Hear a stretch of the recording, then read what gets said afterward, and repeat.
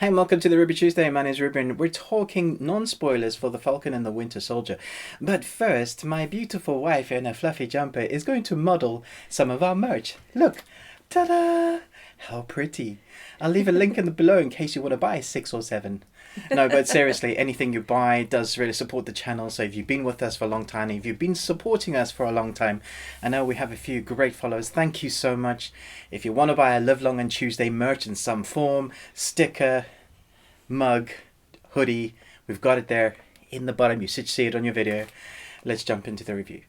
Following the events of Avengers Endgame, Sam Wilson, Falcon and Bucky Barnes, Winter Soldier, team up in a global adventure that tests their abilities and their patience. Definitely non-spoiler, don't worry, you can watch this without having anything spoiled. I will do a spoiler review, so look out for that on the day of release. Thank you so much to Disney for this screener. So from the trailer, we get the impression that this is buddy cop team up, which I'm sure is going to come. But the way the first episode is centered, it more concentrates on our two individuals. We see a lot of the aftermath, the effects of what's happened from Endgame. It's set 6 months afterwards, and we see the effects of people who have been gone for 5 years and now they're back. We see the effects of people and family members that have had to deal with the missing people for those 5 years, and then we see the effects of people who are back. And so that plays a big part. There's a weight.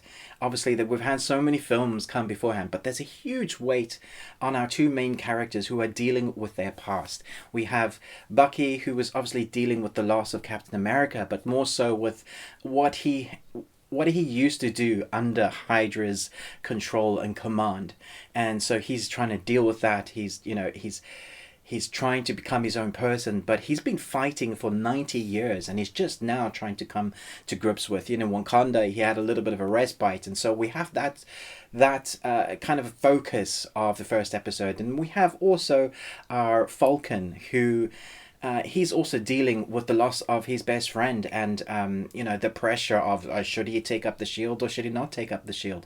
And he's also dealing with family issues. So this is the first time we really kind of go into kind of family orientation. We get a nice backstory with the Falcon. And so that is really what it concentrates on.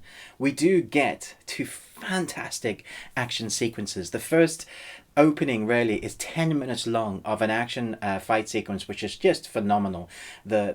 The shots selections that is used places you in the zone of a Marvel movie. It's big explosions, sequences that you would expect to find in a Marvel movie. And that's one of the best positives I could say about this episode 1, is that I could totally see watching this at the cinema. It feels like a Marvel movie. So where people were a little worried maybe because Wanda was so different, and they were like, there was an audience that didn't really understand what they were doing with the Wanda. I loved Wanda every single episode, but it did eventually go the route of traditional, ending with that big superhero moment. But we had a lot of development in story, a character for Wanda, and there was a reason for that. How she was feeling, how she was broken, all of that. However, this is very much more traditional route of building character, having action sequences, building more character, having action sequences. Because of the way this is structured, this first episode, it does feel at times that they're going from scene to scene. And what I mean by that is some don't connect right to each other because there is a disconnect of characters for the time being. We're definitely going to have them draw in together and become more of a team, become more of what we expect to see from the trailers. There's also a few characters that don't pitch up that I was kind of expecting to see in this one. However, it is fantastic. It's really enjoyable. I mean, let's face it, if you're a fan of Marvel, you don't need some random dude on the internet and YouTube to tell you to watch it. You're going to watch it anyway.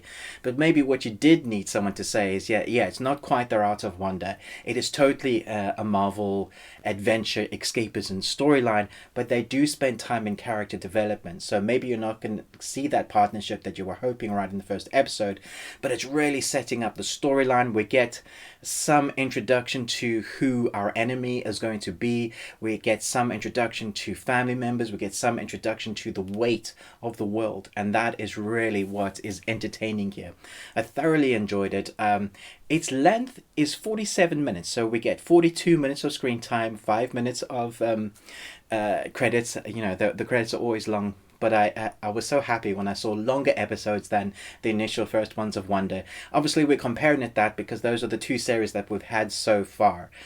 This again is a mini series, but it feels like we could have many series of this, although it's probably going to then connect again to the next film, you know, and bring them all back into it. So far, I love it all. The choreographed fighting sequences are fantastic. Two distinct ones between Bucky and the Falcon. Obviously, aerial dogfights, just awesome.